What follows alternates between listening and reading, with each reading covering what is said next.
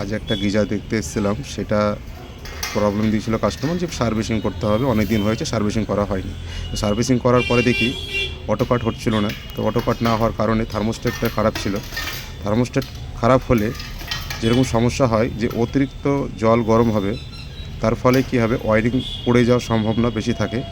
আর তারপরেও যদি না হয় তাহলে কী হবে, পুরো গিজার বাস্ট হওয়ার সম্ভাবনা হতে পারে বা কাস্টমারের বাড়ির ইলেকট্রিক পয়েন্টও জ্বলে যেতে পারে।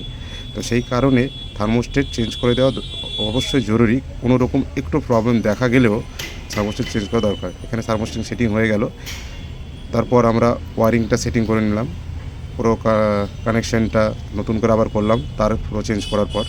এরপর আমরা গিজারটা ইনস্টল করার পর জলটা দিয়ে কেমন গরম হচ্ছে না হচ্ছে, কাট আউট হচ্ছে সেটা দেখে নেব। প্রথমত গিজারে জল আগে ইনস্টল করতে হবে, না হলে কী হবে, ট্রিপ করে যাবে, তাড়াতাড়ি ট্রিপ করে ছেড়ে দেবে, সেক্ষেত্রে জল ভরা দরকার।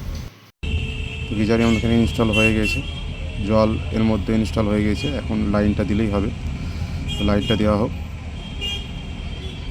এই যে এর মধ্যে লাইন চলে এসছে, ওই যে গ্রিন লাইট, রেড লাইট জ্বলছে। তো এই সমস্ত প্রবলেমের জন্য আমাকে কন্ট্যাক্ট করতে পারেন, বা AC, fridge, microwave, washing machine সেসবের জন্য ফোন করতে পারেন। বাড়িতে গিয়ে সার্ভিসিং করা হয় বেসিক্যালি, যেটা হয় না সেটা দোকানে নিয়ে এসে করতে হয়। তো আমাকে কন্ট্যাক্ট করতে পারেন। এখনকার মতো বাই, আবার নেক্সট কোনো কাজে আপনাদের দেখা হবে। বাই।